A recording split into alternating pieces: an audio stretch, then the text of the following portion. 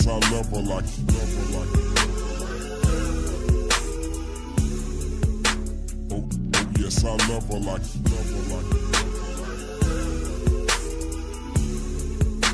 Oh, yes, I love her like it, love her like it. Oh, yes, I love her like it.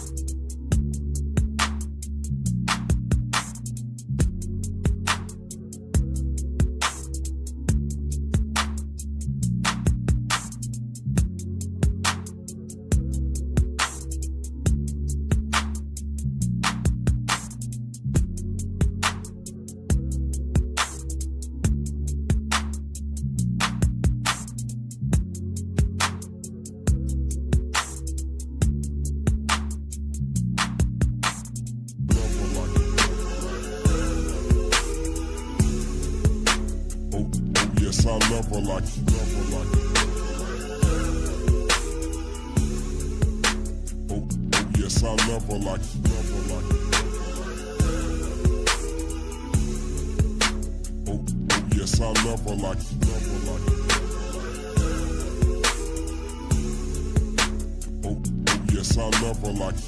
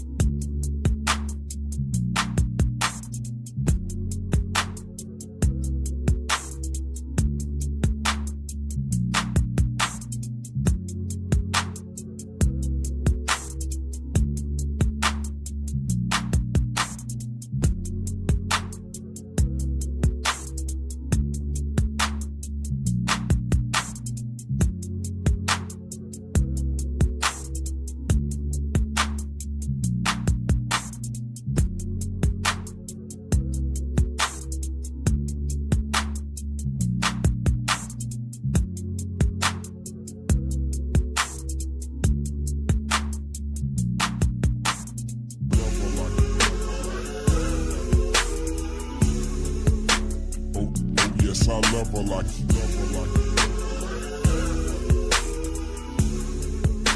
Oh, yes, I love her like it, love her like it. Oh, yes, I love her like it, love her like it. Oh, yes, I love her like it.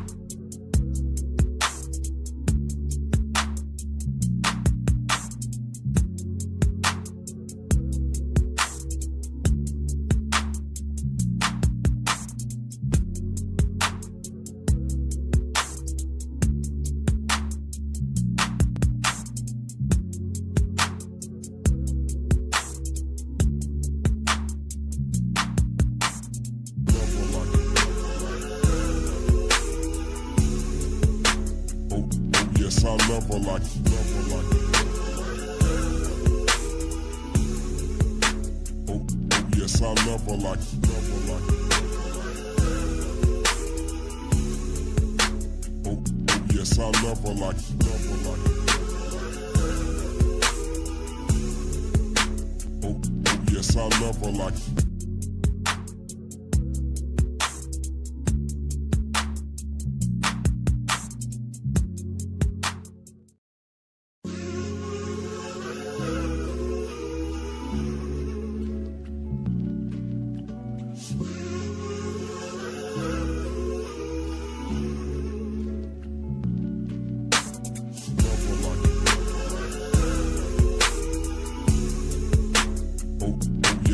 love her like you love her like. Oh, yes, I love her like you love her like. Oh, yes, I love her like.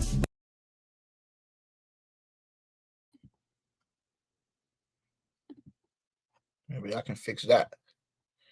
What's popping? What's happening?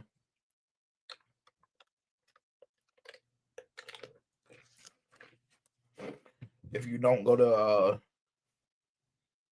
if you don't get a Baja Blast when you go to Taco Bell, you're weird as hell. I'm just like, no cap.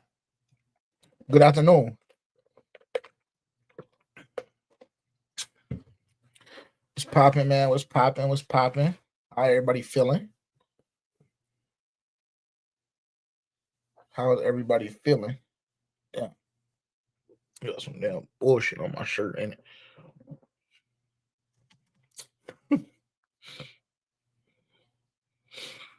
Oh no, I thought I did. I'm good money. I'm good money. That's just a basketball. I'm good money.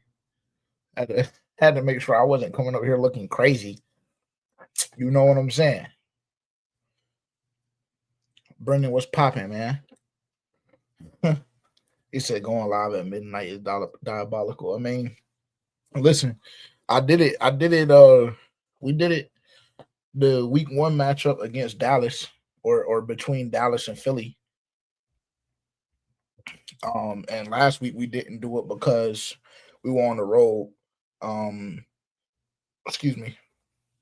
So, I figured we had to spin back, bro. So this is Move to Change with JJ. If you're unfamiliar with for Panthers fans only or what we have going on, primarily I am the host of Carolina Panthers football podcast with my co-host Terrence and Tavian, my producer. But on Thursday nights, I wanted to start this thing this season where we just give some reactions and kind of some feedback, I guess you could say, from the Thursday night football games. Like I said, we did it Thursday night with Tavian and my buddy Kenny for week 1. Last week we didn't do it because we were on the road. We were in Las Vegas heading to Phoenix for the Carolina Panthers matchup against the Arizona Cardinals. So didn't occur last week, but this week we're back on track. So obviously we had the Buffalo Bills and the Miami Dolphins facing off against each other tonight. And not the worst Thursday night football game we've seen. I'll be honest, like first and foremost, like Miami, the way they walked the ball down the field the first quarter, with the first drive rather, very, very easy. Now, obviously that was catapulted by or springboarded rather by the return to start the game off. I think they were already, relatively close to Buffalo territory or were in Buffalo territory. Excuse me, but definitely different than I would assume a lot of people thought the game was going to go, in my opinion. And I'll speak for myself. Honestly, I thought it was going to be a blowout. To be honest. Like, Buffalo obviously was down a couple of players defensively with Matt Milano, I think was out, and Oliver too. But Miami, listen, bro. Miami stayed in and fought tonight. I'm not going to hold you. Like, I thought that it was going to get ugly, and I thought it was going to get ugly early, but it didn't happen. I don't think that Buffalo, and I will say for the record, before I even go any further, this was my first game. This was the first game that I've watched of Miami this season. So anything I say tonight obviously will kind of be jaded because I'm just going based off of simply like this season or tonight and tonight only. Like, I haven't seen them play any other games besides tonight. So I can only take what I gathered tonight and kind of formulate an opinion just off of that.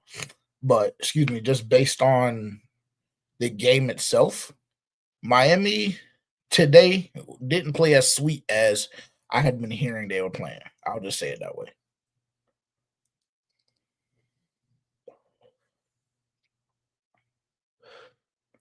I'll just say it that way. I've heard a lot of people say that Buffalo is the best team in the NFL. And I mean, listen, when you can put up 31 points, bro, and not have your best game, not move the football to bed. Because honestly, Buffalo tonight, in my opinion, really didn't do anything spectacular. Like, if you look at the first half, I think they put up 21 in the first half. They had the touchdown to not Knox to Kincaid. What else? Did Kincaid have two touchdowns today? I can't remember. I think he may have only had one, a little flip touchdown. Um, yeah, listen, it just wasn't special. It wasn't spectacular, bro. But it's like the NFL, honestly, in totality, should be on notice just simply based on the fact that I don't believe Buffalo played the best tonight, and they still beat a divisional foe by 10 points, and they put up 31 themselves. Like I would love to have I would love to have that problem as a Panthers fan where we can just march the ball up and down the field, or really not even up and down the field, because really it all came in the first half, to be honest. And more so, like, their offense kind of looked the best in the first quarter, in my opinion. But, Josh Allen is special. We'll just say it like that. We'll just say it like that.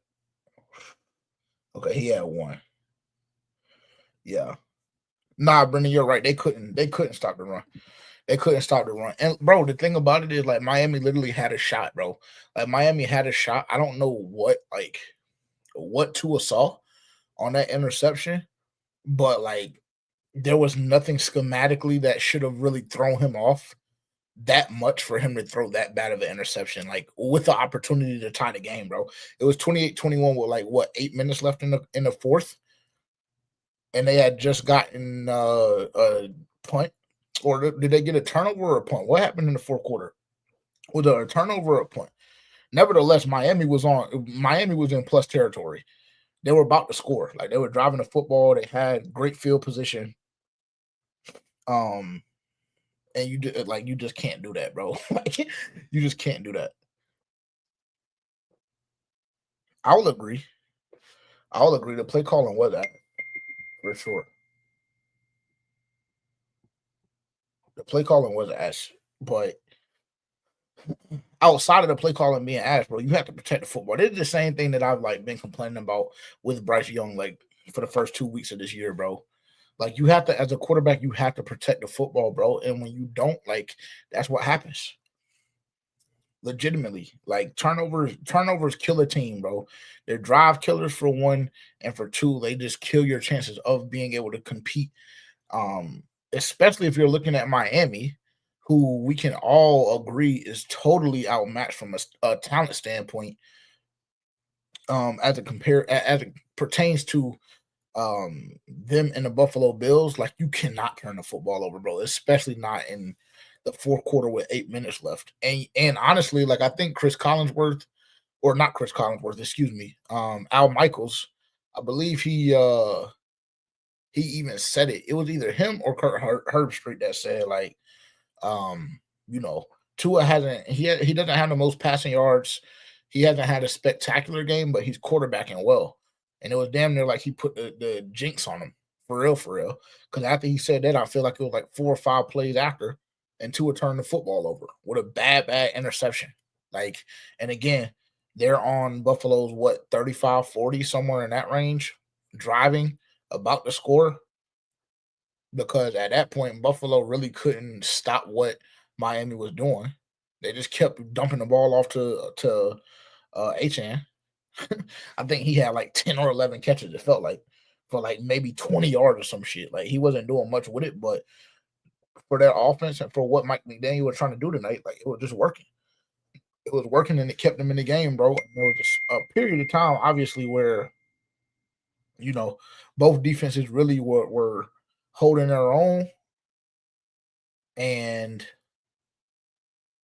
unfortunately for Miami, they just didn't have enough, and Tua couldn't make enough plays at the end of the day. But like I said, not a bad matchup, not a bad Thursday night football matchup at all, for real.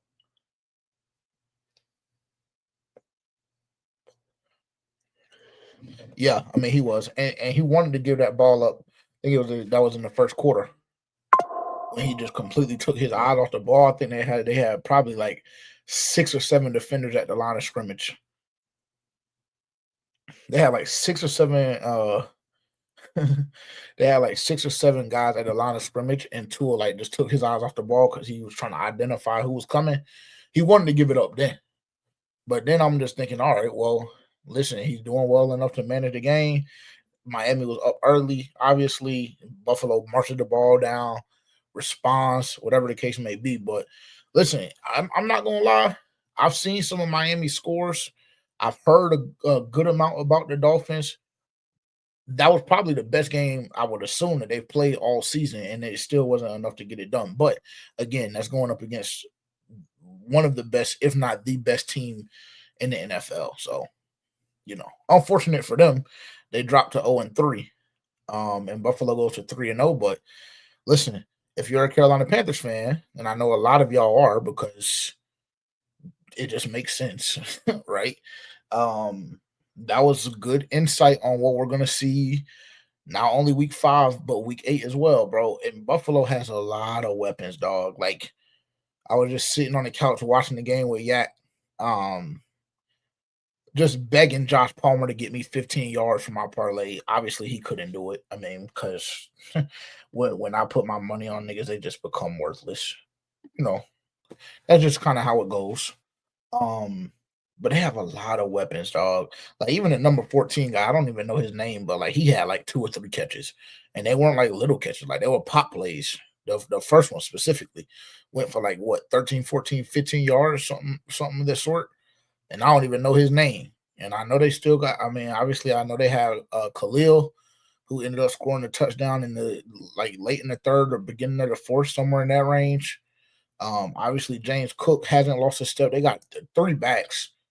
With Cook, Ray Davis, who didn't even get a rushing attempt today, and Ty Johnson, and then the ball catchers that they have with all 3 tight ends. And then how deep their wide receiver room is, bro. Like it's just like, damn. Like there's no way defensively, if you're a DC, there's no way that you can really prepare for all of that. Plus Josh Allen, like that shit is tough, bro. That shit is tough. No cap. That's really, really difficult.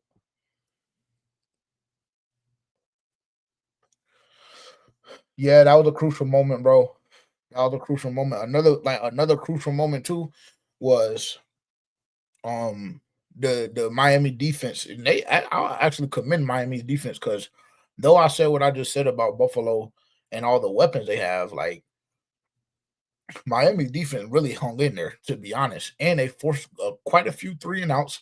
And there were situations where even when they bend or when they bended, I don't even know if that's the proper way to say it. When they bended, when they were, let me say it this way: when they were forced to bend, they didn't break. I feel like that's a better way to say it because I don't know if bended is a word. I don't think bended is a word, but yeah, when they were forced to bend, they didn't break, and they got off the field on multiple occasions. All of that being said, their defense gave them an opportunity to win the football game. And another crucial penalty that hurt, that was damn near the backbreaker, was a roughing the kicker rather on the punt. They were about to get the ball back, and then you get the roughing the kicker, and I think they turned that into a touchdown. I think that's when Khalil scored his touchdown. So when it's one of them situations, like it's almost like the Carolina Panthers, bro. When shit goes bad, it goes bad, and it's one of those situations where like things can't go right because somehow, some way, like you're just gonna, you're just gonna screw it up. And I feel like that was a situation with Miami tonight, bro. Because like Josh Allen, let me see. I have the stats pulled up. Let me just share real quick. 1 second. Like I feel like the Bills, like I said, this is why I say I don't even really feel like the Bills did anything crazy offensively, for real, for real. And maybe y'all might disagree with that, but it wasn't nothing crazy. Cool. Josh Allen, 22 of 28, 213 and 3 tutties. James Cook, 19 for 108 and a tutty. He's a dog, bro. I know a lot of people were kind of down on him, but he's a dog. He's still one of them ones. even after getting the chill. But like, listen, you hold the reigning MVP, the reigning NFL MVP to 22 or 28 for 213. And yes, his completion percentage, like out of this world, the 3 touchdowns, great. But listen, average per attempt, 7.6, like 7.5 yards per attempt, bro. Like the defense played well. Miami's defense played well. They did. Kincaid was killing them in the first half, like terribly. Khalil Shakir, his yards and his stat line like boosted significantly from the touchdown because outside of that touchdown, very pedestrian night from him. But look at all the weapons, bro. Look at all the weapons. Like Keon didn't even get involved tonight for real at all. So they're Buffalo's gonna be a problem, bro. Buffalo's gonna be a problem. If I wasn't such a fan of Lamar Jackson, bro, I would go ahead and say that Buffalo was coming out of the AFC, but I just feel like Lamar at some point or another has to get over the hump. And I really think that it's this year. Because if they don't do it this year, then I don't know what to say if they can't do it this year. And I know that Buffalo clipped Baltimore already week 1, blah, blah, blah, whatever. But I think Harbaugh's nuts got tight. And then the fumble from Derrick Henry didn't help either. You know what I'm saying? But they Baltimore really dominated that game. The first 50 minutes of that game, 51, 52 minutes of that game, Baltimore dominated. So that's why I'm kind of hesitant to even say Buffalo's the best team in the NFL. But like I said, when you can put up 31 points and it's just offensively, there's no real explosive plays to like really write home about, whatever the case may be, and you just kind of continue to pound the horse there. That's tough.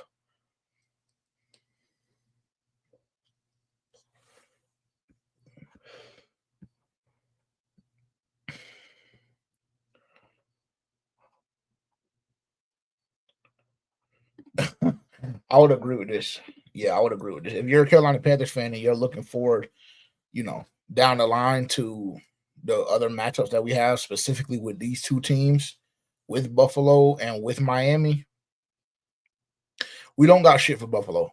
I'm gonna keep it a stat 101. You're absolutely right about that. We don't got shit for Buffalo at all. Miami's definitely beatable.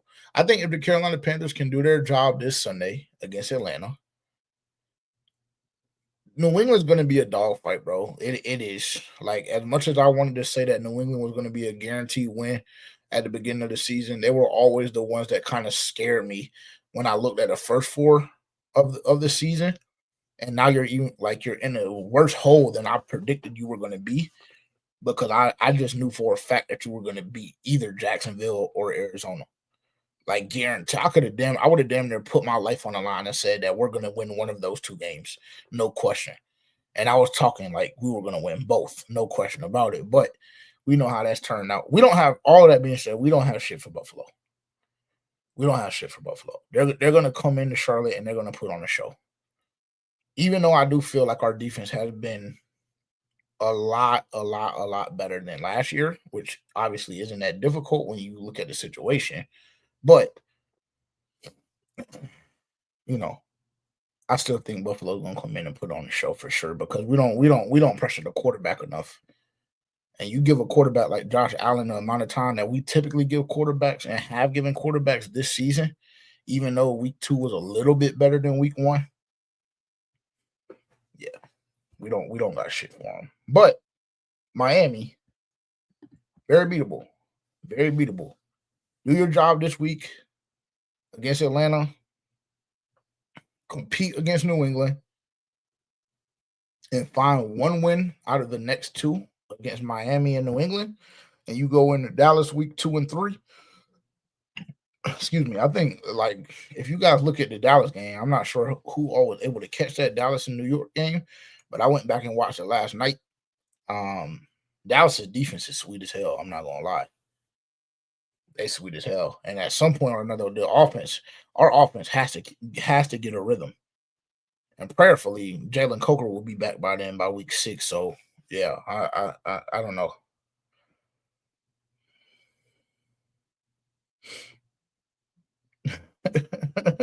Yeah, I understand that. I understand that. He went this all season, bro. And I think he made one play, and that was on the swing pass. I think that was Achan, and blew him up. And I immediately called Terrence, but he didn't see it. He didn't see it because he had just left the gym, allegedly. But yeah, that's why I said, bro, like we're stuck with fucking Christian Roseboom, and we had Shaq Thompson in the building and just didn't want to give him the vet minimum. You know,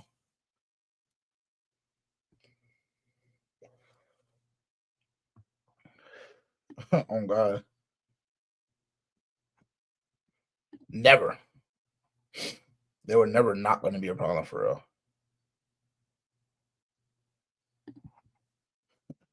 I like the energy. Blazing, we'll see you Sunday, bro. I got to tap back in with you on Instagram too. My fault. My fault. I got to hit you back. I'm going to hit you back for sure.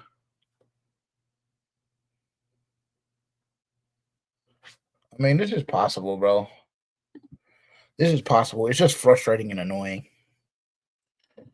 Like, I'll be honest. It's Thursday, so like the taste of Sunday's loss is out of my mouth. I was telling somebody that the other day, like, uh, I was telling somebody that the other day, like, kind of how my cycle goes, bro. Specifically, like when the uh the Panthers are playing or whatever. 1 second, I'm sorry.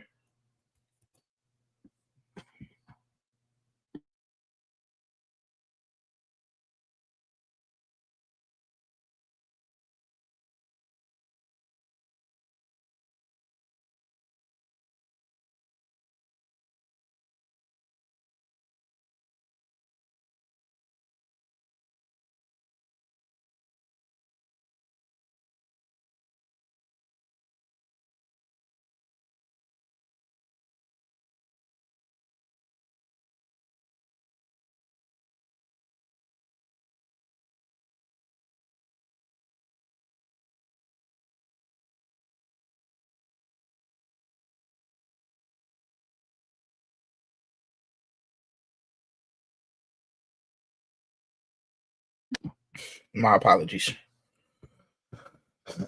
Um, I don't even remember where I was. Oh, about the this cycle. Yeah, so I was telling somebody the other day, like my cycle with the Panthers, bro, is like win, lose, or draw. Sunday, I'm gonna be fully in a moment. Obviously, the last 3 years it's been like lose, so gonna be extremely emotional. Monday, I'm probably gonna be a bit under the weather, whether it be mental health wise or actual physically wise. Just based on the amount that I A drink or B the amount of stock that was in that particular game.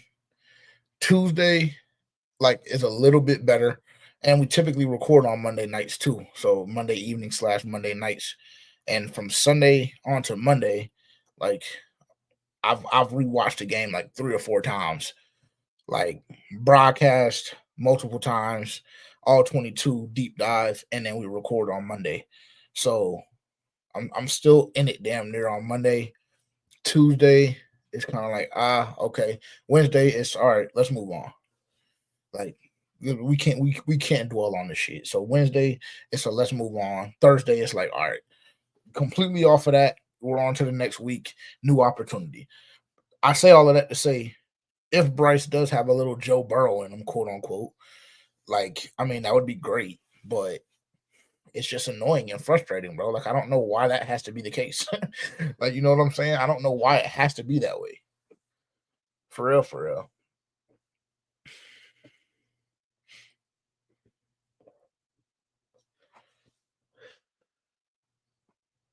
Yes, of course. Of course we are. I think we're gonna be out there blazing. I think we're gonna be out there like I'd say maybe like 10:30. I don't know if we're gonna do Roar and Riot or if we're gonna go elsewhere, but yeah, I mean, alcohol will be involved. No cap. No cap. But yeah, not a bad Thursday night game, bro. Not a bad Thursday night game at all.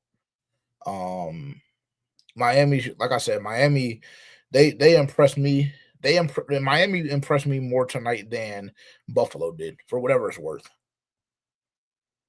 Even though Buffalo came out with a win, I expected them to win. Like, you know what I'm saying? Like, and I honestly, I was expecting them to blow Miami out.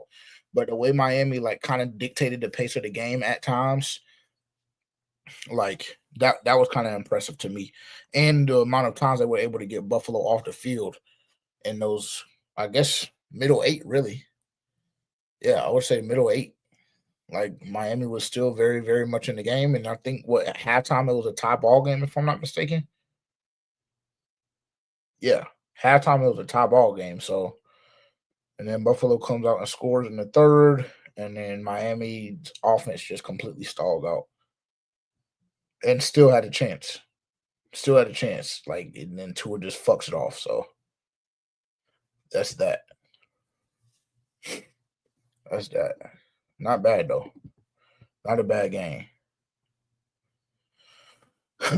um, a lot like listen, like I said, it's not the not the worst Thursday night game that I've seen, and definitely not the best one that I've seen. But again, football was back, so that's the positive thing.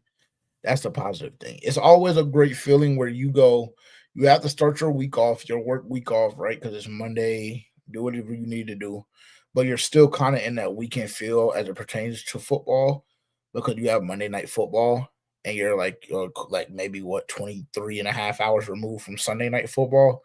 So cool. And then the most brutal week parts of the week for me personally during football season is Tuesday and Wednesday. But once you get past Wednesday, everything restarts. And Thursday, we have Thursday night football. We have some college matchups here and there.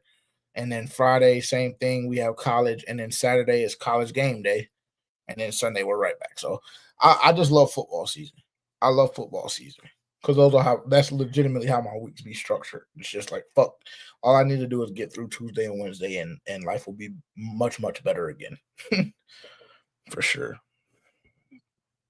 Say less. I got you. I'm actually I'm about to text you, Blazing. I'm about to text you my number right now, bro. Or actually, you DM me yours. DM me your number, Blazing. DM me your number real quick, so I can have it. So I'll keep you up to date with what we got going on for sure. Does anybody know? I want to like listen to some pressers because I want to see what Mike McDaniel has to say. He's such a fucking Mike McDaniel is so like weird, bro. So weird.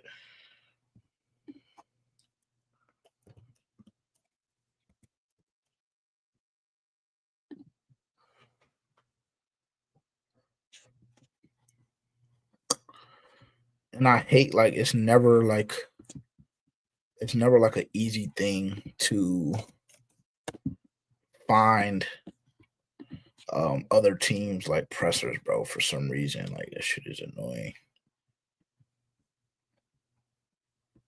Damn, Dunk got that's tough, Dunk. Let's see. If somebody can find a presser, that'd be great. If somebody can find either the Bills or Dolphins presser and drop it in the chat, that would be phenomenal.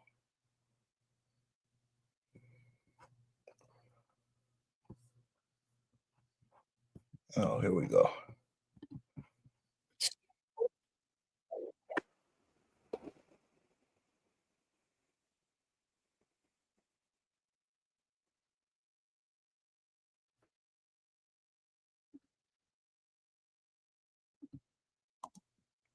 All right, I got it.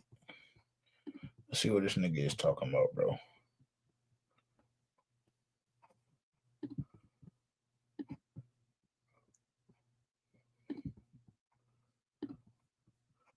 Not turn the ball over. And we knew we had to, our expectation was to come in here and win the game. And we knew we had to not turn the ball over. And we knew we had to, try to get at least plus or at least even with them in the takeaway department. And we had to play good football, make some plays. And We had a turnover in a critical situation. We had a critical penalty against on a punt, and those types of things can, uh, that's how these types of games are decided. So um, it feels like a loss, and feels like we have a lot of motivation to get back to work. I see the chat. Hold on. I had to pause this real quick. Um, bro, Steve Smith has been tap dancing for David Tepper ever since he bought the team. That's number one. I really don't know what I don't know what Steve Smith got going on, bro. I don't understand how Charlotte is a weak ass city. And how fans are fair weather, bro. When you're talking about we haven't had a winning season in like 8 years, 9 years. Like that's the like, and bro, I'm not gonna hold you. Like that is a long time, my nigga. Like obviously in the grand scheme of things, like that's nothing. But like when you're in it and you look back and you see, all right, 2015 was a decade ago. 2016, 2017, like we kind of competed, whatever. But then after that, bro, like it's been nothing, dog. Like so, like the fact that fans are getting shot at, for lack of better terms, by a legend, a lot of people's favorite, huge fan favorite within the fan base. He's still, I battle, like I say, like all the time, every single day I wake up, I battle between who's my number one, like who's my Panthers GOAT, and it's between Steve Smith and Cam Newton every time. And obviously, people will make the conversation or make the point for Luke Kuechly. They'll make the point for Julius Peppers, whatever the case may be. For me personally, what I saw when I was growing up is between Smitty and Cam Newton every time. So, like, I don't know why Steve Smith has smoke for us. I don't, bro. It's very, very weird and it's nasty, but I just don't feel as though if you're Steve Smith, a legend, right, who was the ultimate competitor and was on multiple winning teams for the Carolina Panthers, like I don't know how you can come out and say, oh, these weak ass fans don't want to do this and that, want to make comments, blah, blah, blah, blah, fair weather fans. Like, nah, bro, I'm not gonna hold you. Like, I understand, and I always say, like, I don't hold people to the same standard that I hold myself as it pertains to like fandom, bro. Cause like I'm different. I'm just telling you, like the first year I ever had season tickets for the Panthers was when we won 2 ball games. And then I renewed my season tickets and we won 5 and I renewed them again this season, right? So it's just like I don't hold people to the same fandom or same standard as it pertains to fandom as myself, just because I know that like I'm just a fucking lunatic when it comes to the Carolina Panthers. But like in that same breath, I feel like Carolina Panthers fans have been very, very loyal and have put up with a lot of bullshit that a lot of organizations honestly wouldn't have, bro. So for him to come out and say that, it's like a slap in the face almost to all of us. And it's almost like, bro, like how can you even come out your mouth and say that when we've had to endure what we've had to endure? So like I'm unfortunately, yeah, until you start winning football games, the overwhelming majority of fans in the stadium in BOA are going to be opposing fans because people aren't going to go out and spend their hard or earned money in this economy on a team that doesn't play competent football, right? They're just not like so. I hated the comments. I hated the comments honestly. If I'm just being transparent, bro, I hated them. And I don't understand. Like I said, I don't understand if you're Steve Smith after what you've seen, after all of the seasons that you've seen of the Carolina Panthers, how you can come out and say that when you know that like when Steve Smith was here, like fan buy-in was at an all-time high, bro. Like if fans are jaded now, it's because unfortunately the organization has forced us to be jaded, bro. They just have. Like you don't win enough.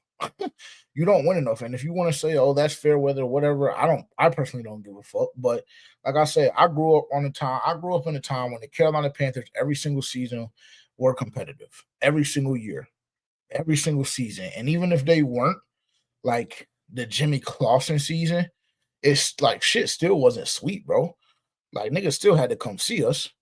And outside of that season, like it was an every year thing. Like I said, whenever you face off against a team, it was never other fan bases looking at us like, oh, Them niggas just completely suck. They just little broke. Like, it was never that. It was never what it is now.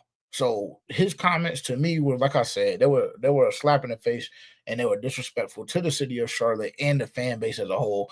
Very, very lame to me, bro. And that's not the first lame thing that Steve Smith has done, even in the last 4 or 5 months. So I don't know what he got going on. I know, you know what I'm saying. I do know a little bit of what he got going on. Um, but as it pertains to the organization and his relationship with the fans, shit's been real, like real weird lately. It's been real weird. So I didn't like him for real. I didn't like him. Yeah, and this shit too, Blazing. This shit is soft as fuck. This shit is soft as hell to me too. Because I know a lot of y'all are watching on X, bro. If you're one of those fans that are on your knees behind the Falcons, stand the fuck up. Stand up, bro. And matter of fact, let me pull this shit down for a second. Stand the fuck up, bro. Y'all are embarrassing as hell. Like, just sad. Like, I see the same thing. Fans talking about, please take it easy on us Sunday. Man, get the fuck out of here, bro. Atlanta is not that, bro. We walked in their shit last year. They had a playoff berth on the line, no matter if they want to acknowledge it or not, and no matter if they want to downplay the game or not. We walked in a trap last year with they had a playoff berth on the line, and we watched Bryce Young have a career day. Them niggas are not living like that, bro. They're not living like that. And everybody wants to be gassed up off of what they did against Minnesota on Sunday Night Football this week. Bro, it's JJ McCarthy, respectfully. Respectfully. And you're gonna be hard pressed to find I'd say 10 to 15% of the entire NFL community and fan base that is gonna undoubtedly take JJ McCarthy right now over Bryce Young. It's just gonna be difficult to find those people, bro. So it's just like, why like what realistically am I nervous about the Atlanta Falcons game for on Sunday? Like, why? Especially with our defense playing competent football. Their defense is not that crazy, bro, especially not with AJ Terrell now. And then you look at the other side of the ball, Kyle Pitts randomly has a toe injury pop up on the injury reports today. So like I this shit is weird, bro. And that's what I be talking about, Blazing. And they get mad at me when I say it, right? But this fan base is soft as hell. I'm not gonna lie.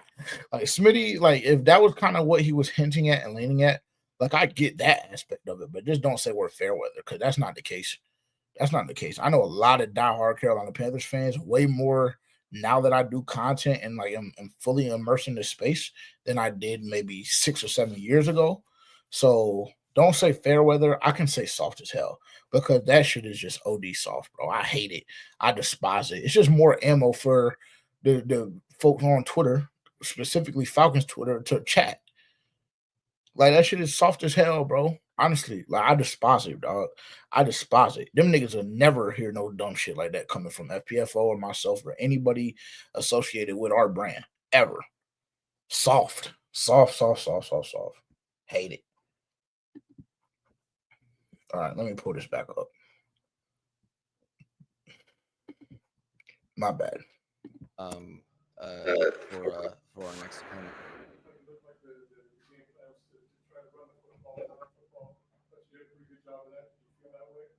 Yeah, there was some good moments. I think the guys ran hard. I think Devon and Ollie and guys were connected against a high strain team, which leads to some extra yardage. There's some, you know, you worry when I think it was the second quarter. You get a couple 3-and-outs, and you get a little frustrated not being able to get the opportunities. But guys made the most of them. We got to improve to get this in the right direction.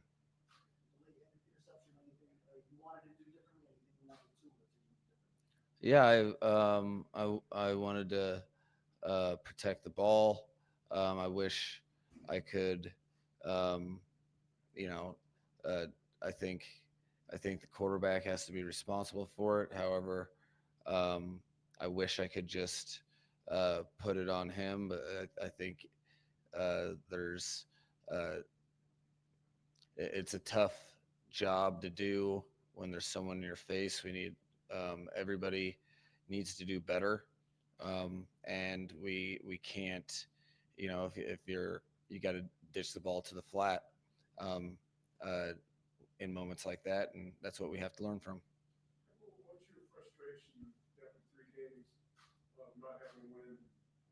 It's, you feel like you're getting better every week, but it's just not turning out your way. Yeah, I would say that it's frustration that turns to focus. I would say that I'm very focused and motivated to uh, continue eliminating things that cost us games. And you have a young team, a lot of people that you're counting on, and you need them to um, uh, not be young for very much longer and continue to grow. Um, but it's I would say Super relatable. focus Super because relatable. I know I have a locker room that is all in to grow through the process, and that's there's some tough lessons or tough things you have to deal with in National Football League, and um, to be successful in it, you have to uh,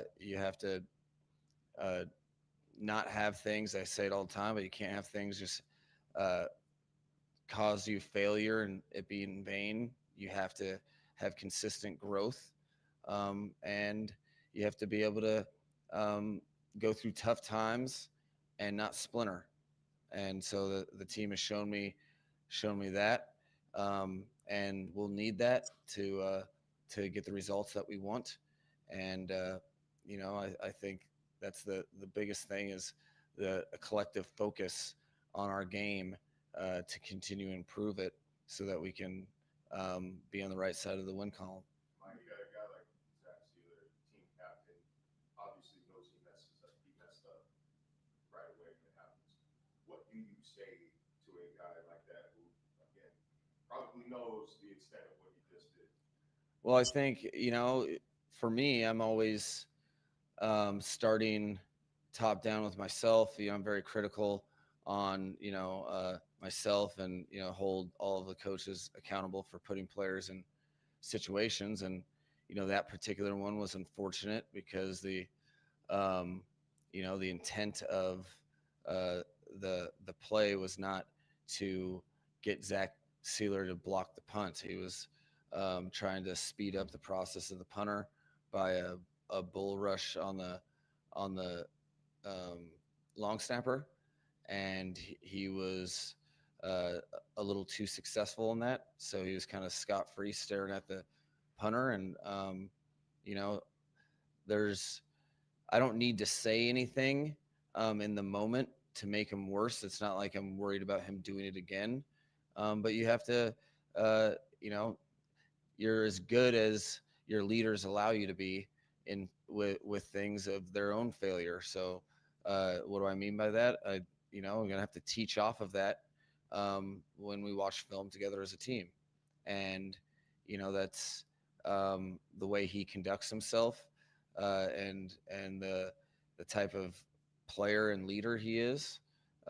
He'll have no problem with that because he knows ultimately. If you're doing it right, you have Yo, coaches saying that. hey, I'm not gonna hold you. That shit was OD crazy, bro. That was OD crazy. I looked at Yak like, yo, what the fuck? Like, where did that come from? And it was like they literally cut right from break. Camera pan on Tyreek. Tyreek Hill, Miami Dolphins been battling with his domestic violence case. Like, whoa, what the fuck? You couldn't warm us up a little bit? I'm not gonna hold you. That was insane, dog. That was crazy. You shouldn't put them in that situation. And you have players saying, "Well, if I'm in that situation, I need to avoid the non-negotiable." Um, the defense worked hard to get that stop. Sealer was a part of that, so it's unfortunate. We have to learn from it, and that's the nature of the NFL. Mike, you talked about young players. You played a lot of young players in those guys that are week by week are getting more stable and doing what you want to do where they want to be at? It's critical that in those types of situations that you have the right people that um, learn from things and are the right tough-minded individuals. Like, I'm frustrated in the moment and mad about like a legal man downfield with Jonah. Um, but I know that he's a tough-minded individual that holds himself That was extremely a bad play accountable. too, bro. That illegal man downfield, that shit kind of hurt too. I'm not gonna lie. That one hurt him.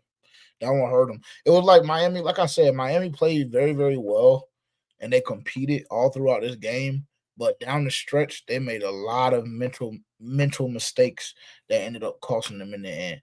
The roughing the kicker, the illegal man downfield, and then the Tua interception, like all of that happened in a quarter span.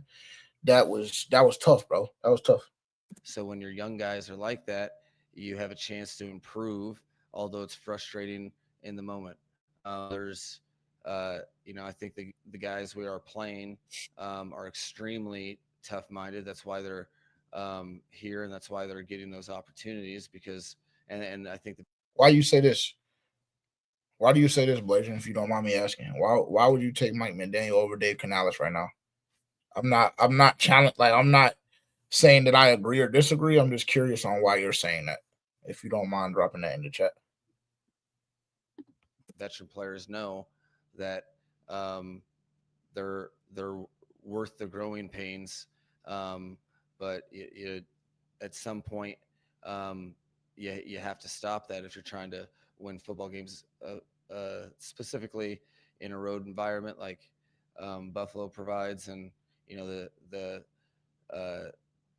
division leader, and they've held the division for a while, and to beat them, you have to do sound, good football things. It's not a coincidence they have an NFL record for plus minus consecutively. I think it's 25 games now that in a row that, and that's a hard lesson, but a real lesson. And if you want a different outcome, particularly the next game or the next time you play those guys, you have to learn from it. And I got to make sure that we have a very beneficial couple extra days between our Monday night, and we're gonna have to get back in the meeting room and start the process again in terms of how we take the lessons from the last game and utilize them. Realistically, you got to do that win or loss, because the only teams that you want to be a part of are the ones that continue to improve as the season progresses. So not good enough as it stands, but we have a ton of season left, and every opportunity is not one to take for granted.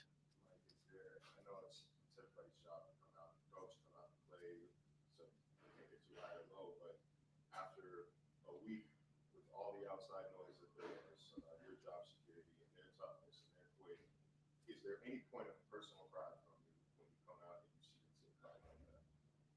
I'm never proud of a loss, and I'm not.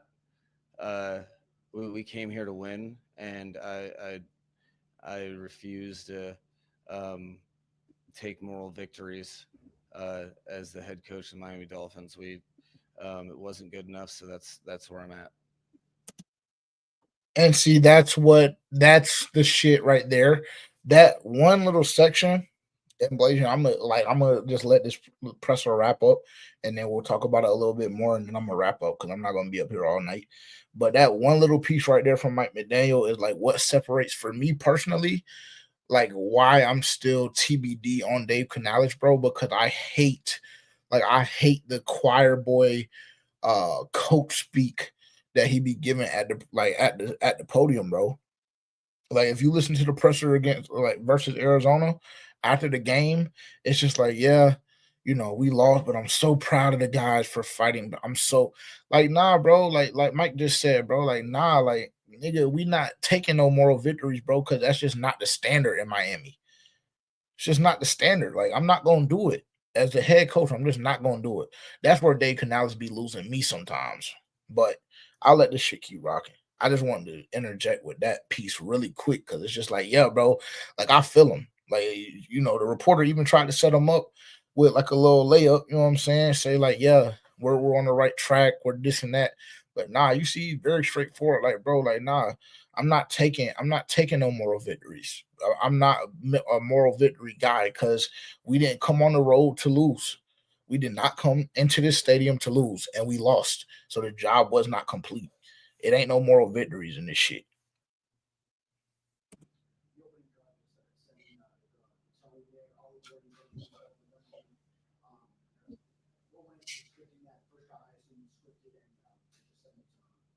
Well, I think there was an effort to try to distribute the ball and get some of our guys involved. They put a lot of attention on and pretty much double Tyreek and Jalen all games. So you have to have some people step up and inflict their will. And I thought Ollie did a really good job. It's kind of what I expected. He's uh,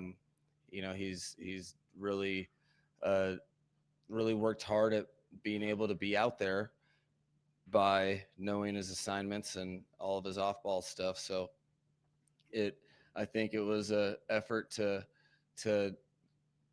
get numerous players involved, and I think they took advantage of that, and it was why we're able to have some success on that drive.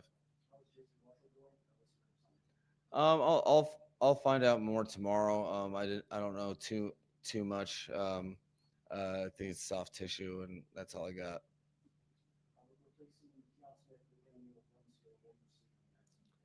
It was an in-game situation where we felt like um, we had uh, a guy in Dan Brunskill that um, simply in this game against this opponent on this day, we thought he gave us a better shot. And so we made the move without hesitation. And that was, you know, uh, that happens from time to time. I expect Keon to rebound from that. Um, and as I know, it's very important to him, and he knows he can play better.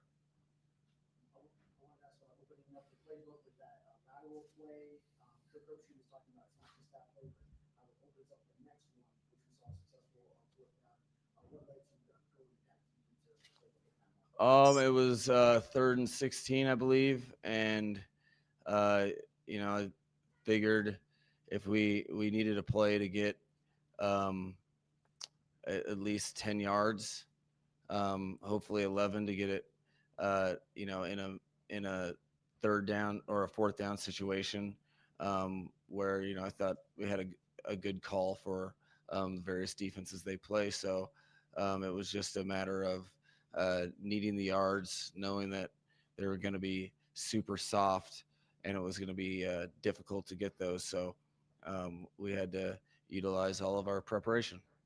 Like, how do you feel about the production that you're getting out of your tight end group through 3 games? I think there's different roles for players, and all productivity with all 11 has to do with all 11. So the jobs I've asked them to do, I think they've done a good job. I think there's been like situations. Julian Hill had a major play that was called back. They did a good job in protection in the run game, and there's a lot of mouths to feed on in terms of ball distribution. So I think they've done a good job with what they've been asked, but I think uh, those are kind of the roles that I envisioned for them, and they'll get more production as we go and as we develop. But I'm not looking at straight numbers. I'm looking at play for play, how they're impacting stuff. So I feel all right with we need to get better across the board. So um, I'm not going to sit here and say that everything is or anything's really good. We haven't won a game yet, so we got work to do to get one of those.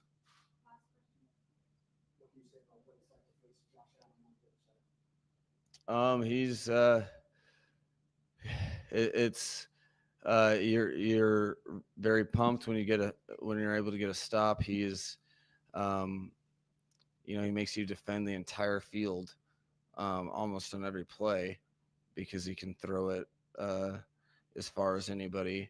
But you have to be very sound in your rush lanes, otherwise he'll run for it too. So it's he's a really good player, and he a part of a really good team, and you got to bring your best to beat him. And today we didn't have quite our best, so we'll go back to the drawing board, and hopefully our best shows out next week against the Jets.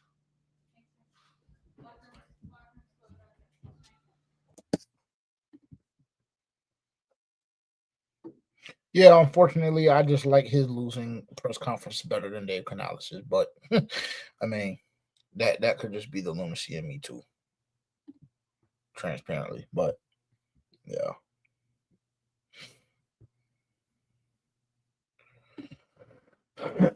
I can see this. I understand that. I agree. Now I will say he doesn't hold really um any other players accountable except for Bryce Young, which is why I don't know how good their relationship is. And that's why I've challenged that over the last 3 or 4 weeks. Because every opportunity he has, he throws him under the bus, bro. And then like it's just so crazy to me. It's just so crazy to me that Xavier Leggett has produced or hasn't produced at the level that he's been doing so this season. And you come out on Monday or Tuesday and say, yeah, his reps aren't going to get cut. But then last year, when Bryce was struggling, and don't think that I disagree with this that I disagree with that decision at all, because that's not what I'm saying. But last year when Bryce Young was struggling, you immediately pull him like quickly, 2 weeks in, right? And it's just like, I don't know. So I feel it. Like I understand where you're coming from, bro. Like, don't just put it all on Bryce's shoulder all the time, bro. Even though I feel like Bryce hasn't looked the best this season, and even though I look like or feel as though like Bryce struggled week 2 against Arizona and all those career highs and shit like that, a lot of garbage time, a lot of soft coverage, et cetera, et cetera. Like it don't always be all on Bryce, bro, because there'll be other plays throughout the game where other players just don't produce. And what we just saw from Mike McDaniel, and not to make this FPFO thing at all or whatever the case may be, but yeah, there's NFL. You're dealing with grown men. If they can't handle criticism in the media, then fix it. Just make the plays. Do what you need to do. Do your assignment and execute it at a high level, and you won't have to worry about it. Very simple. It's very simple. So I understand where you're coming from. So that was your first point, and then secondly, you said, yeah. Well, I mean, yeah, bro. That's another thing that I've been very vocal about. Like, it really does feel like Dave Canales sometimes just be going through the motions, bro, and is just happy to be here. Like, and that is not what we need. That's not what we need at all, bro. And I saw you said you just miss the Ron Rivera days, bro. Well, I'm not gonna lie to you. The closest that we've been back to the Ron Rivera days was that little stretch of time when Steve Wilkes was the interim coach. And I'm not gonna expound on that at all because I know people hate when you bring Steve Wilkes up, and people are gonna, light me up on Twitter and say, "Oh, give it a break, move on." It was 2.5, 3 years ago, whatever the case may be. Well, I'm just telling you, that's just how the closest thing to Carolina Panthers football, actual Carolina Panthers football that we've seen since Ron Rivera's departure is Steve Wilkes. So forgive me if I'm a bit jaded. QJ, you crazy as hell.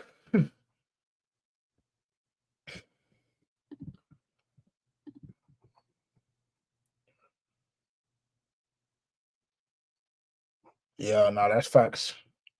That's facts. PvP, what's happening? What's popping, brother?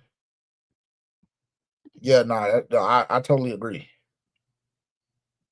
I totally agree. Like everybody in the building is grown men, bro. And if niggas can't handle that criticism, like I said, if they can't handle that criticism, either find a new profession, A, or B, do your fucking job. It's very simple, bro. Like, and there's no love lost, but like at the same time, we're at work, dog.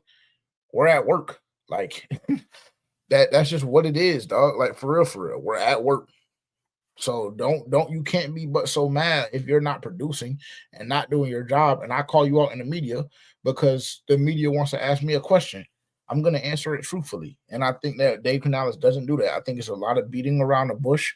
I think it's a lot of coddling, which in turn is going to instill softness throughout the team, which is why when you're down 20-3, 27-3 on the road, there's absolutely no fucking life, no energy, nobody crashing out on the sideline, no nothing.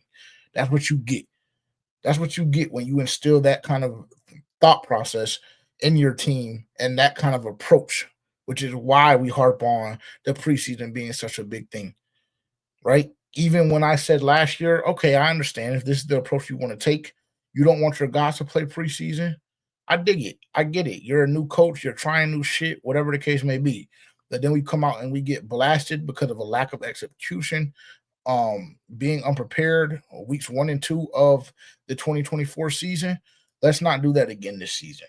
And then what does Dave Canales do? He turns back around and more or less does the same thing.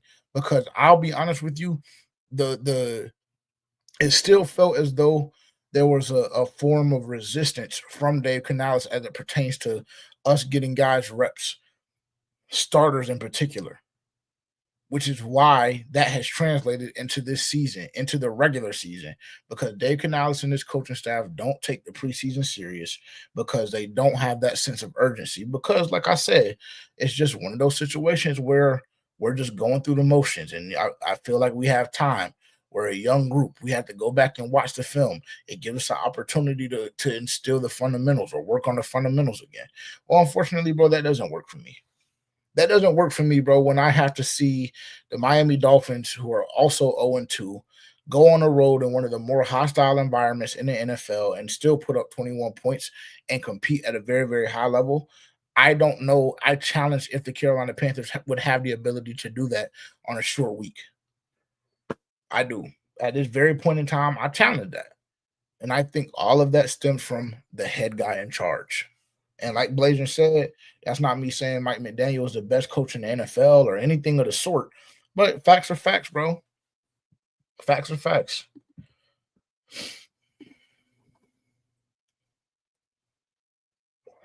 Nah, for real. Like this shit.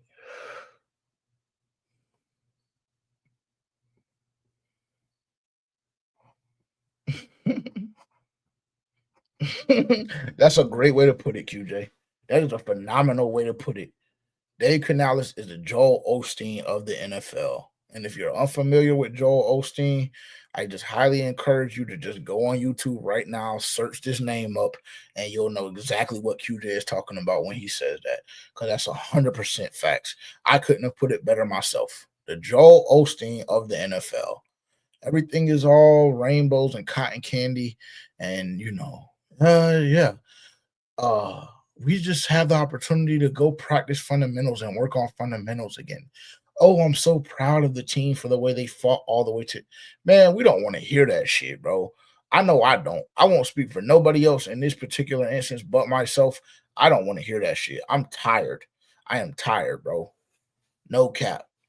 No cap. And again, when I have to see competent football being played all across the NFL in the first 2 to 3 weeks of the NFL, and I have to see you start off slow and multiple turnovers and blown blitz pickup assignments, right?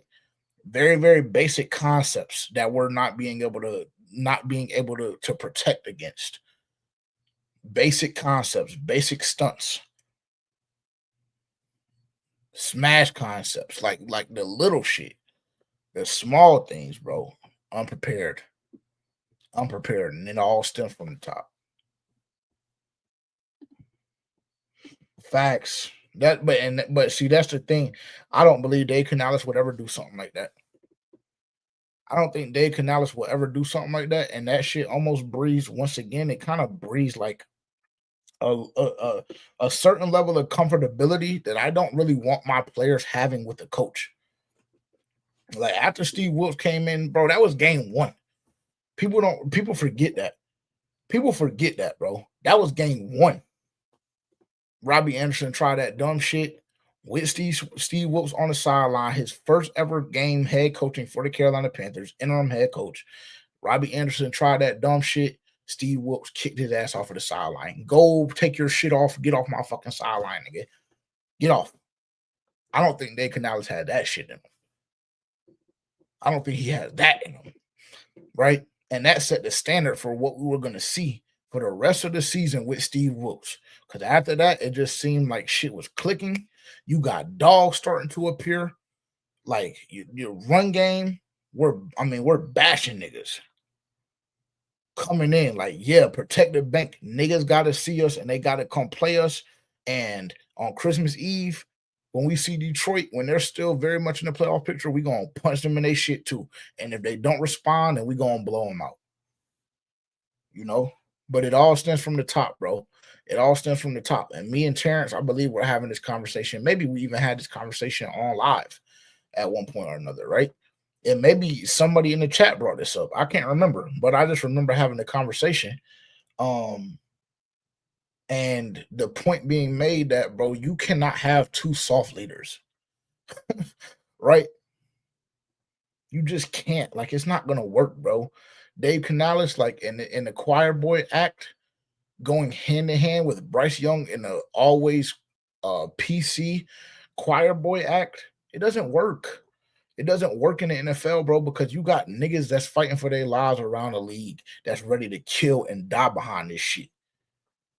And everything is not always rainbows and cotton candy. It's just not, bro. It's just not. It's just not. And I didn't even really want to talk about the Panthers tonight, to be honest. But the chat is asking.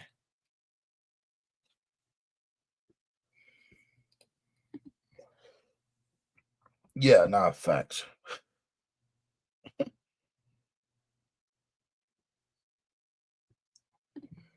I mean, this is a tough question for me, but because I don't even know like what we would be looking at. But like Salah, maybe Salah. Shit, I wouldn't be mad at spinning back on Joe Brady because Matt Rule really kind of fucked him off, to be honest. I wouldn't be mad at sliding back on Joe Brady. And then obviously bringing in the defensive staff that's going to do what they need to do. Get us out of that 3-4, you know what I'm saying? Stuff like that. But I wouldn't be mad at either one of those guys. That's just off the top of my head. But at the same time, like obviously I would have to do like more digging and kind of see what fits what as far as the personnel and systems and schemes and things like that. But I would say Salah and Joe Brady directly off the top of my head for real. But I mean, I don't know. I don't know.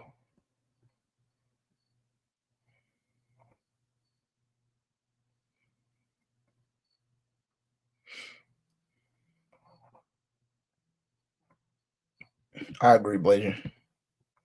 Defensive minded head coaches, we put the best on them, yeah, because that's our brand of football. Like that's Carolina Panthers brand of football, bro.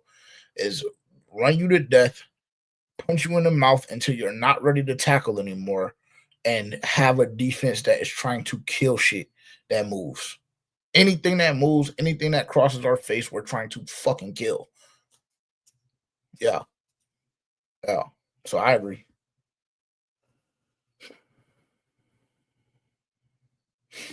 I'll show you Sunday, bro. I'll show you Sunday when we link. My shit today got shot. I had one that was very much alive. But Joshua Palmer for 15 yards fucked me. But I had like Tua for a passing touchdown. Josh Allen for 175 passing. I don't know. It was a couple of other like player props, if I'm not mistaken. Oh, under 54.5 on the point total.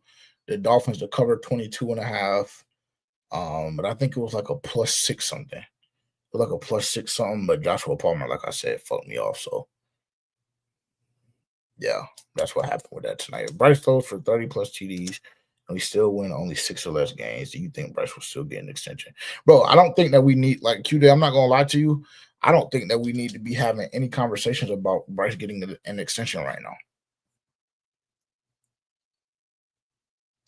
No cap. I don't think that I don't think that I think that the Carolina Panthers fan base got way too far ahead of themselves this offseason when that conversation came up. And honestly, FPFO, we were partially responsible because we shouldn't even acknowledge that shit from the beginning. And I think we only talked about it like once or twice, but he don't need to be worried about an extension right now. I hate to tell you. He does not need to be worried about an extension right now. And the Carolina Panthers fan base and front office should not be thinking about a Bryce Young extension right now. Like, no cap. I'm not going to lie to y'all. And I know people still want to keep bringing that conversation up. And QJ, this is no shot at you at all because it's not even you. Because I feel like that's a valid question. But it's just like I keep seeing this shit on Twitter and people like just hinting at it. But it's just like, dog, like we got to go slow. We got to go slow because at this point, I'm not going to hold you, bro. The way Canales shows a lack of trust in you, the way I know how cutthroat Brent Tillis and Dan Morgan both are and have been, like, my nigga, we don't even know if you're the guy yet. And that's unfortunate to say going into year 3, but you haven't really shown us shit outside of that 10-game window that everybody wants to keep harping on. You haven't really shown us that you're the guy, dog. You haven't shown us that shit at all. So nah, I don't want to talk about a Bryce Young extension, bro. I don't. I'm just gonna keep it a stat. I don't want to talk about a Bryce Young extension. Because there's no real conversation to be had right now. There's no real conversation to be had right now. What do we have?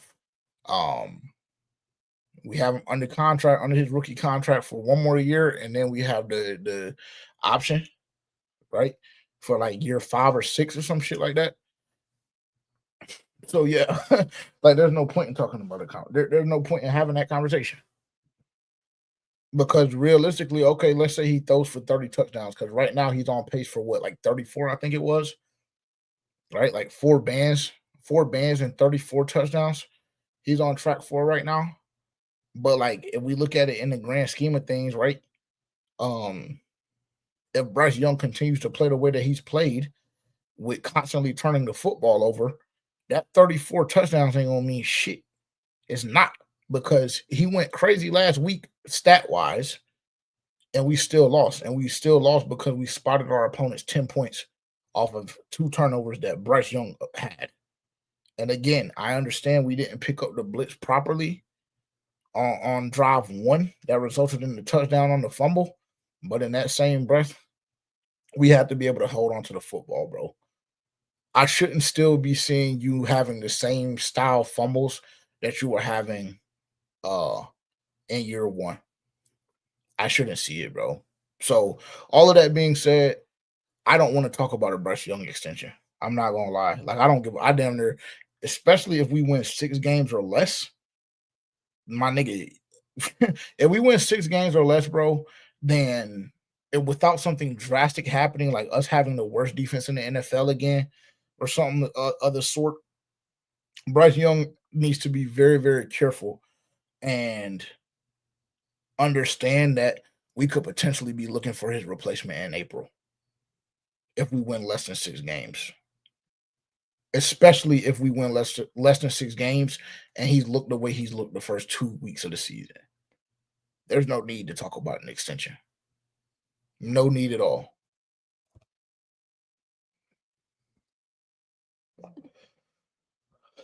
No need at all. Yeah, like that's what I'm saying. You know what I'm saying? Like, and Canales be making it clear, bro. Like, and I honestly hate that shit too. I honestly hate that too. Like, if that's how you feel, keep that shit under wraps and keep it behind closed doors. But yeah, he can't really hide it. Canales can't really hide it, bro. Like, he doesn't trust Bryce.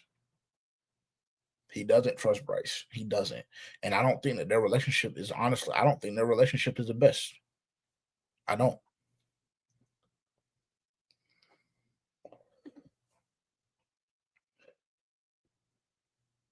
I mean, it wouldn't be the first time this happened, and I'm sure it won't be the last, bro. I'm not saying to go out and trade Bryce Young right now. I'm not saying to go out and cut him right now. I'm just saying we own Bryce Young. Damn, that sounds insane. That sounds crazy. Let me find a better way to word that. The Carolina Panthers, let me say it like this. The Carolina Panthers are moving in the direction of Bryce Young being their quarterback for the next 2 years. Hands down, whether Bryce likes it or not. Whether he gets an extension or not, nigga, you're a hostage. Let me just say it like that. And the Carolina Panthers own the rights to Bryce Young's contract. So you can either retire or you can continue to do what you've been doing over the past couple of years until we find a replacement. You know? And that was crazy as hell. I'm not gonna lie. That sounded crazy. But that's how that shit go, bro. Like, no cap. That's just how it go. Like, yeah, Bryce, nigga, we own you. Unfortunately. Yeah,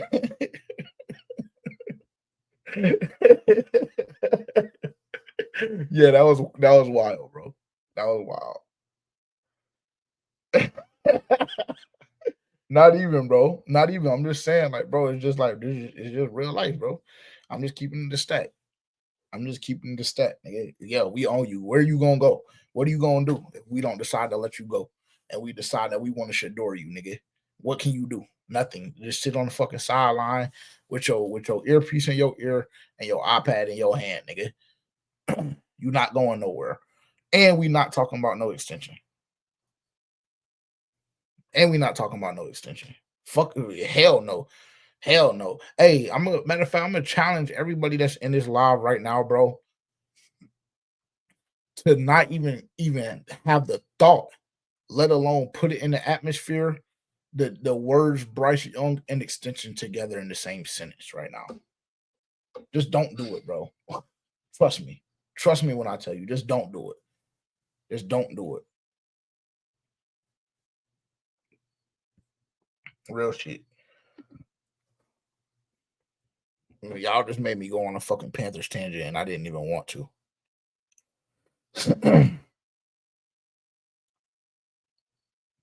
No cap. The only thing I wanted to do was to come in here and talk about the Thursday night football game. But that should be hard. I'm not gonna lie, because it'd be hard only because I be seeing competent shit around the NFL, and it just makes me like have to look in the mirror, quote unquote, have to look in the mirror about the Carolina Panthers, right? And the product that we continuously put out, and the way our organization is ran, et cetera, et cetera, et cetera. I have to see competent shit, and then every Sunday throughout the week, I have to see incompetence in my own organization, the organization that I have tatted on my body, the organization that I give thousands and thousands of dollars to every single season. You know, so it's just hard. It's hard and frustrating. But like I said, maybe we can. Hopefully, we turn it around on Sunday. Hopefully, we quote unquote leave our mark and turn it around on Sunday. Because I mean, like I said, the Falcons are down AJ Terrell. That means Tetero McMillan is gonna go crazy. That's a parlay I have for you right now, Blazing. If you want it, Tetero McMillan anytime touchdown. Tetero McMillan 60 or more yards. She's a lot.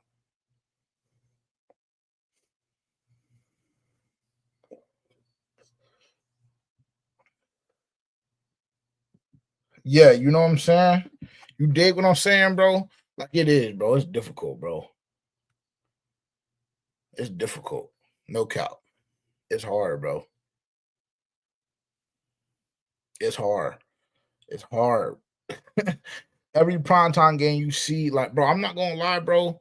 Like, from an operational standpoint, I don't think I've watched a worse team in the league this year as it pertains to operation, as worse as a team as the Carolina Panthers, bro.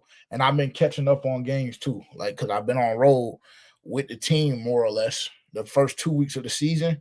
So I've only seen a couple of games live in totality, but I've been catching up like on the games and shit like that because I have NFL Premium and all of that shit, right?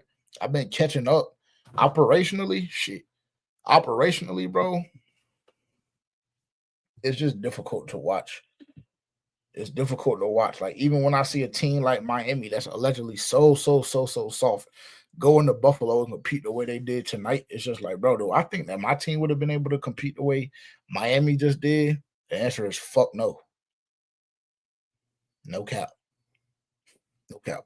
But listen, I'm wrapping up because I think that we're going to actually, we're not going to do a game preview this week. And if we do one, it will not be tomorrow night. It'll be Saturday night or Saturday afternoon or evening or something of the sort. So I'm just going to throw that out there right now for everybody that's here because of FPFO, which I'm assuming is like 97% of the people that's in the chat right now, as well as on Twitter. We're not doing a game preview tomorrow. I have something going on.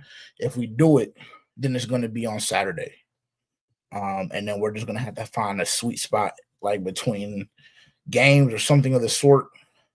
So we don't step on college football. And even if we do, like I said, then whatever. What else is going on? Make sure to follow us on social media. Let me pull this up real quick so y'all can tap in with us on social media, all DSPs, etc., etc. After Panthers fans only on Instagram and TikTok, as you see down below. X at FPFO_podcast. Shout out to everybody that's watching on X right now that has joined and are currently watching Move to Change with JJ, going over the Thursday night football game, which is what we did for like the first hour or so. And then Blazing and QJ got me on my soapbox about the Panthers. But that's what this is designed for. This will occur every Thursday night or 90% of the Thursday nights throughout the season. So tap in with us on social media. If you're watching on YouTube, make sure to like, comment, subscribe, turn the bell notification on so you know what we have going on. No game preview tomorrow night. If it happens, it'll be Saturday. If not, then tune in Tuesday at 9 a.m. Eastern time. We'll be back. We're back at home, back at our home base. So we will be back with the full video production on Tuesday morning. Depending on the situation, Sunday we may or may not go live at some point or another. But just tap in with us on Instagram because we be doing shit all throughout the day over there, and you can kind of go on a journey with us if you're from out of town or you're not able to make the game on Sunday, whatever the case may be. Do that. Friday, tomorrow, I will say at some point, I don't know what time, but if you subscribe and turn the bell notification on, then you'll have no problem finding it and or seeing it. But tomorrow, at some point or another, we're going to drop the game day vlog for our trip to Vegas and to Phoenix for week 2, Arizona Cardinals versus the Carolina Panthers. That is dropping tomorrow. That is going to release tomorrow. I'm not 100% sure, again, what time it'll release, but it will be out. So if you're unfamiliar with the game day vlogs and kind of what we have going on that side of our YouTube channel, then you can go on our YouTube channel right now. Go to YouTube, search for Panthers Fans Only. Go to our playlist, go to game day vlogs, and you'll see some of the things that we've done. I think we have like 2 game day vlogs out right now. And just know that a 3rd episode is coming tomorrow. Again, not 100% sure on the time. Carolina Reaper t-shirts. The black ones are still available. So if you weren't able to get your Carolina Reaper t-shirt when it initially dropped and then we shut it down for a while, you do have the opportunity to get that at forpanthersfansonly.com right now. $40 Carolina Reaper t-shirt. We'll get it sent out in a reasonable amount of time. I don't know exactly how that'll go, but we'll make sure that the communication is abundantly clear. So again, you can go to forpanthersfansonly.com right now and get your Carolina Reaper tee to support Bryce Young and the Carolina Panthers. What else? I think that's it. So Tuesday, like I said, we'll be back with our review of the Carolina Panthers versus the Atlanta Falcons. Blazing, I'm definitely going to tap in with you. We'll get everything that we need squared away. But definitely make those plans to be in the building on Sunday. And like I said, I'll give you all the information, whatever the case may be, that you will need come Sunday. And yeah, I think that's it. I don't think I have anything else. Like I said, make sure to tap in with us on social media. Make sure to follow us. And yeah, that's it. I'll have a great rest of y'all's night. Peace.